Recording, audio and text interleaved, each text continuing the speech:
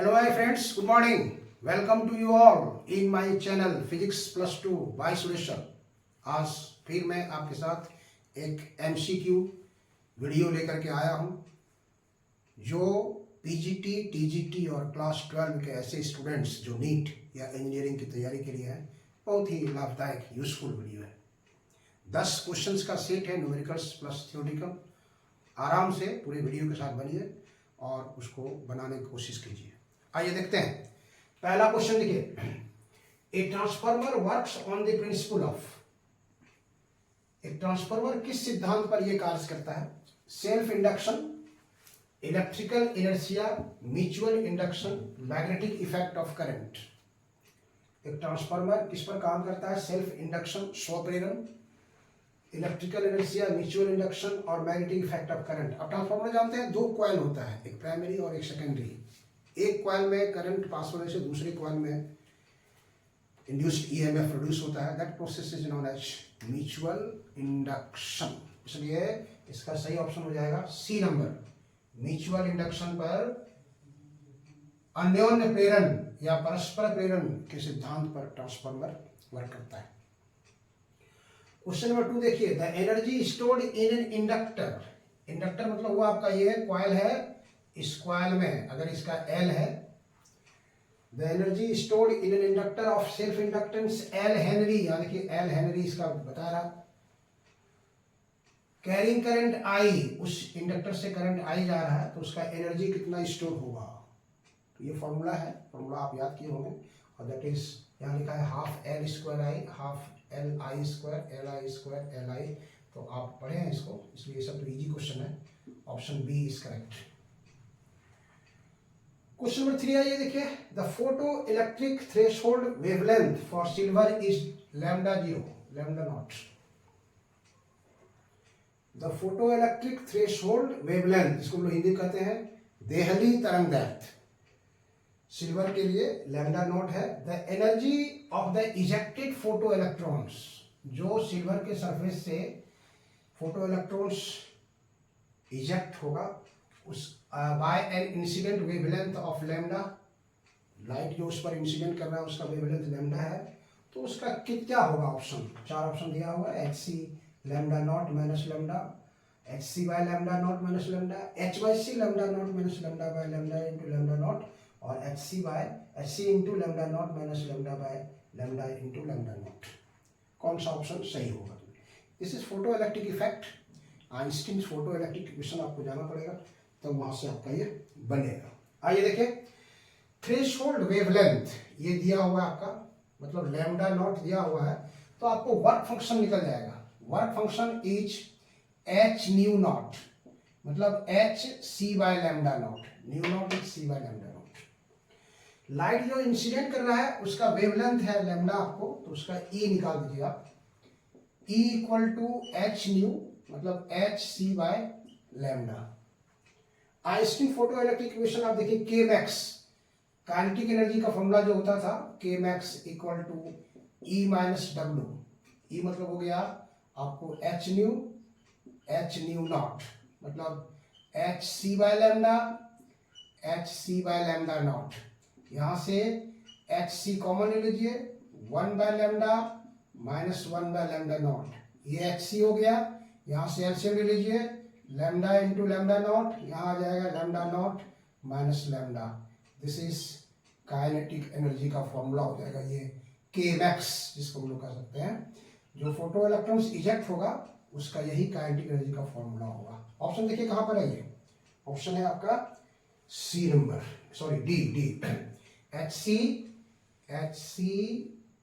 Lambda naught minus lambda by lambda into lambda naught, lambda HC lambda naught minus lambda by lambda into lambda naught. Question number 4 आइए देखिए, question number 4 क्या कह रहा है? The ratio of minimum wavelength of lamin and बामर series will be. Lamin series और बामर series का जो spectrum lines है उसका मिनिमम वेवलेंथ का रेशियो कितना होगा, ये आपको जानना पड़ेगा। वो आपको निकालने के लिए कहा रहा है। 4 ऑप्शन वहां दिया हुआ है, 4 ऑप्शन दिया हुआ है, आप जान रहे हैं, उसको पढ़े हैं आप, इसलिए उसमें ये आपका लोअर लिमिट है और ये फर्स्ट से सबसे इस तरह से है। तो यहाँ पर है आपका n equal to 1, n equal to 2, n equal to 3, n equal to 4। तो 1 में 2 से जब आता है, इधर से आएगा, तो ये आपको आएगा लाइमन, नहीं लाइमन सीरीज। और 2 में जब ऊपर वाले से आता है तो ये होता है बामर सीरीज। फॉर्मूला होता है इसका 1 by lambda are 1 bye n1 का स्क्वायर माइनस 1 बाय n2 का स्क्वायर। मिनिमम के लिए यहाँ पे इन्फिनिटी से आना चाहिए। तो देखिए 1 बाय लैम्डा मिनिमम, ये लेमन के लिए हम लिखते हैं, तो दैट इज आर 1 बाय 1 का स्क्वायर माइनस 1 बाय इन्फिनिटी, तो ये हट जाएगा। इसलिए 1 बाय लैम्डा मिनिमम हो जाएगा आपको किसके बराबर, यहाँ से आ जाएगा, ये सीधे आ जाएगा आर 1 बाय आर के बराबर, नहीं आर हो गया इसके बराबर, इसमें लेंगे। इसलिए लैम्डा मिनिमम अगर आप लेंगे यहाँ से, लैम्डा मिनिमम ले लेंगे तो that is 1 by R. Lambda minimum जो हो जाएगा वो हो जाएगा आपको 1 बाय आर। अब बामर में क्या आएगा, 1 by lambda minimum of Balmer. Balmer में क्या होना चाहिए, इस सेकेंड में इन्फिनिटी से आना चाहिए, मतलब ये 1 है वो 2 हो जाएगा, that is equal to R into 1 by 2 का स्क्वायर माइनस 1 बाय इन्फिनिटी, तो ये हो जाएगा r बाय 4। इसलिए lambda minimum Balmer that is 4 by R. तो रेशियो किसका किसका कह रहा है, लेमन और बामर का ratio. Therefore lambda minimum Balmer, lambda minimum हो गया ये आपको कितना 1 by R that is 4 by R, तो r बाय 4, तो ये कैंसिल हो जाएगा, 1 बाय 4 दैट इज 0.25। इसलिए ऑप्शन कौन सा इसमें सही है, आप देखिए 1.25, 0.25, 5 और 10, इसलिए option B is correct. Option B जो है वो करेक्ट। क्वेश्चन नंबर 5 है, ये देखिए क्वेश्चन नंबर 5 क्या कहता है, देखिए the fraction of the initial number of radio active nuclei. Initial number को हम लोग n0 मानते हैं, which remains n decade. Initial number को n0 मानते हैं और विच रिमेन्स अनडिकेड, जो अनडिकेड बचा है वो n है। तो कहता है कि इस दोनों का फ्रैक्शन कितना होगा, मतलब n by n naught is what, कब, आफ्टर टाइम, कैसा time, half of the half life के बाद कितना फ्रैक्शन उसका बचेगा। बहुत इंपॉर्टेंट क्वेश्चन है ये, और 1 मिनट में बनने वाला है। खाली फॉर्मूला आपके पास होना चाहिए, तो आपके पास फॉर्मूला है n by n naught equal to half t by capital T जिस टाइम में पूछ रहा है, और capital T is half life.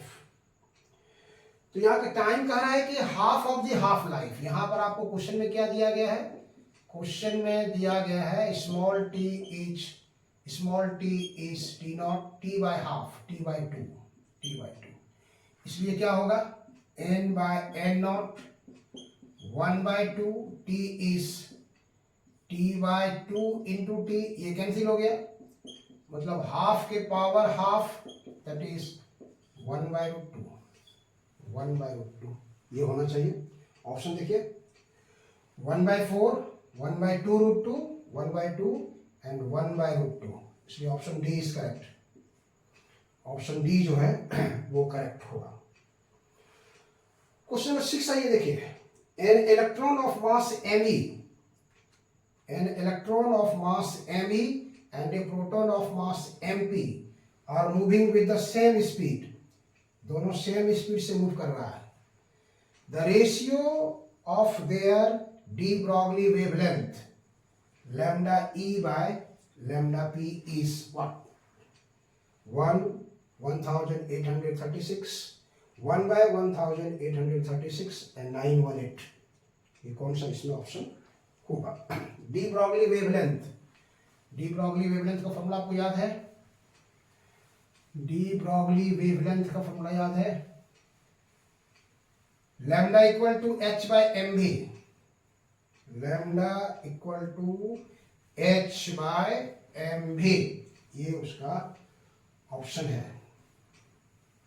Lambda equal to H by M V, ये है आपको lambda equal to H by M V. दोनों का वेलोसिटी सेम है, दोनों का वेलोसिटी सेम है, इसलिए आप कह सकते हैं सीधे, इसलिए आप सीधे लिख सकते हैं lambda is inversely proportional to mass.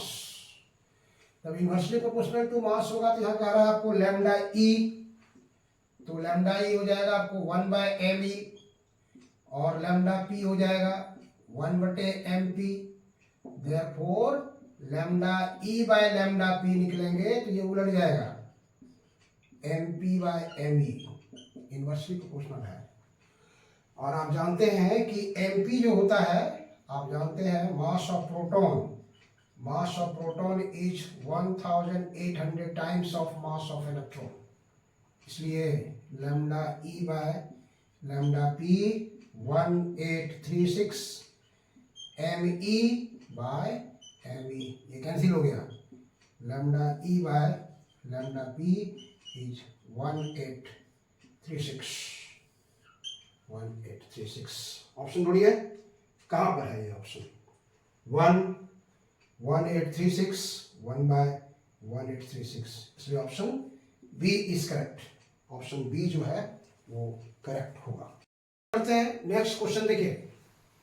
A current of 2√3 ampere produces a deflection of 60 degree in a tangent galvanometer. Then reduction factor of the galvanometer will be, reduction factor जो है वो galvanometer का कितना होगा? 4 ऑप्शन दिया हुआ है, 2/√3 ampere, 2/3 ampere, 2 ampere और 3/2 एम्पियर। तो करंट और रिडक्शन फैक्टर के बीच रिलेशन होता है, आप जानते हैं I इक्वल टू के tan theta. This I is called reduction factor, ये रिडक्शन फैक्टर है। तो रिडक्शन फैक्टर का जो फॉर्मूला हो जाएगा K इक्वल टू क्या हो जाएगा? I by tan theta. I का वैल्यू दिया हुआ है वहां पर, आपको देखिए कितना, 2/√3 एम्पियर, और ये हो गया 1060 डिग्री, 1060 डिग्री। तो ये 2/√3 हो गया, और 1060 का वैल्यू √3 होता है, तो ये हो जाएगा 2/3 एम्पियर। दिस इज ऑप्शन, यही सही इसका आंसर आएगा। अब देखिए कहां पर है ये 2/√3 एम्पियर, 2/3 एम्पियर, ये ऑप्शन बी जो है, this option is correct, correct है उसका। इधर 2 एम्पियर है, 3/2 एम्पियर है। 8 में आइए, देखिए क्या होता है। कहता है ए particle of charge E and mass M moves with a velocity v in a magnetic field B applied perpendicular to the motion of the particle। Magnetic field जो अप्लाई किया गया है, पार्टिकल का जो वेलोसिटी है उसके परपेंडिकुलर, मतलब particle is moving perpendicular to the magnetic field. Particle का जो मास है वो m है, चार्ज E है, वेलोसिटी v है। तो कहता है कि देन द रेडियस r अगर हम रेडियस मानते हैं ऑफ द पार्टिकल क्या होगा? 4 ऑप्शन यहाँ पे आपको दिया हुआ है। तो आप जानते हैं कोई चार्ज पार्टिकल जब मैग्नेटिक फील्ड के परपेंडिकुलर प्रवेश करता है तो it follows a circular path, वो एक सर्कुलर पाथ फॉलो करता है, और 0 डिग्री पर मूव करता है तो स्ट्रेट लाइन पाथ फॉलो करता है, 180 डिग्री पर जाता है तो स्ट्रेट लाइन पाथ फॉलो करता है, और परपेंडिकुलर पर सर्कुलर पाथ फॉलो करता है। इस तीनों के अतिरिक्त अगर कोई पाथ है 45 डिग्री, 60 डिग्री, तो वो हेलिकल पाथ फॉलो करता है उसका। तो यहाँ पे सेंट्रीपिटल फोर्स का फॉर्मूला आप जानते हैं, centripetal force is mv square by r, और जो मूव कर रहा है उस पर जो फोर्स लगेगा वो है F equal to Q V B sine theta. अब देखिए यहाँ से ये F के बराबर होगा, यहाँ पर इलेक्ट्रॉन चार्ज इलेक्ट्रॉन है, v वेलोसिटी है, b है, और ये साइन 90 हो गया, परपेंडिकुलर है, मतलब ई वी वी आ गया आपका किसका वैल्यू F का, वहां पुट कर देंगे एम वी स्क्वायर बटे आर ई वी बी। यहाँ देखिए एक बी कैंसिल हो गया, आर का वैल्यू कितना होगा, आर यहाँ ले जाइए, therefore R will be M V by E into B, R will be M V by E into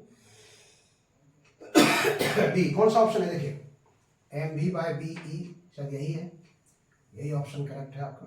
यहाँ B E by M B है, वहाँ E V by B M है, और D V by M S, option A is correct. Question number 9 आइए देखिए क्या कहता है। क्वेश्चन नंबर 9 में क्या कहता है देखिए, in a transistor the collector current changes by 0.49 milli ampere, मतलब ये कलेक्टर करंट को हम लोग आईसी से लिखते हैं, तो वो वहां पर आपको दिया गया है। Emitter current varies by 0.5 milli ampere, मतलब ये आई हो गया। तो करंट गेन बीटा आपको निकालने के लिए कहता है क्या होगा सो, तो आपको फॉर्मूला जानते हैं करंट गेन बीटा का और करंट गेन अल्फा का। यहां पर जो क्वेश्चन में दिया है, change in collector current del I C 0.49 milli ampere, और आई ई दिया है आपको 0.50 मिली एम्पियर। तो बेस करंट भी निकाल लीजिए, I B will be I B plus I C equal to I E, इसलिए ये हो जाएगा आई ई माइनस आई सी, मतलब ये हो गया आपको 0.50 minus 0.49, that is 0.01 milliampere, ये आई बी का हो जाएगा। इसलिए आपको निकालना है बीटा, बीटा भी फॉर्मूला आप जानते हैं, del I C by del I B. Del I C कितना हुआ आपका, डेल आई सी दिया हुआ है 0.49 मिली एम्पियर, और ये कितना आया 0.01 मिली एम्पियर, दोनों में डेसिमल बराबर है इसलिए कैंसिल हो जाएगा। ऑप्शन कितना होगा 49 जो है उसका वैल्यू आएगा। इसमें ऑप्शन यहाँ देखिए कितना होगा आपको, ऑप्शन को अगर आप यहाँ से देखना चाहते हैं तो ए है 49, बी 150, सी 99, डी 100, इसलिए ऑप्शन ए जो है वो करेक्ट। क्वेश्चन नंबर 10 आइए, लास्ट क्वेश्चन देखिए, identify the logic get from the given circuit. एक सर्किट यहाँ दिया हुआ है आपको, और उस सर्किट से आपको लॉजिक गेट को आपको पता करना है कौन सा लॉजिक गेट है। आप जानते हैं लॉजिक गेट दो प्रकार का होता है, पहले basic logic gate, basic logic gate में कौन कौन आता है, एंड और नॉट, और यूनिवर्सल लॉजिक गेट, नैंड और नॉर। नैंड मतलब हुआ नॉट प्लस एंड, और नॉर का मतलब हुआ not plus or, not gate plus or gate, that is nor gate. यहाँ पर एक सर्किट दिया हुआ है, तो आप देखेंगे इसको कैसे बनाएंगे। इसको यहाँ पर ए है, और ये आप देख रहे हैं कि नॉट गेट का साइन है ये, तो नॉट गेट का साइन है, तो इसका इनपुट जो हो जाएगा वो हो जाएगा ए कॉम्प्लीमेंट, और बी का जो इनपुट है यहां से भी उसी तरह से आएगा बी का कॉम्प्लीमेंट, और यहाँ जो वाई का इनपुट आ जाएगा ये दोनों का फिर प्रोडक्ट है यहाँ से, तो ये हो जाएगा ए का कॉम्प्लीमेंट इंटू बी का कॉम्प्लीमेंट का प्रोडक्ट का कॉम्प्लीमेंट, मतलब y will be equal to, आप वहां से देखिए, वहां से अगर आप देखेंगे तो y will be equal to a complement into B complement का, ये हो गया। अब तक फिर आप इसका लॉ अगर पढ़े हैं आप, a complement into B complement का complement that is a plus B, ये होता है a प्लस बी, और कहना मतलब y equal to a plus B, this formula is for or gate.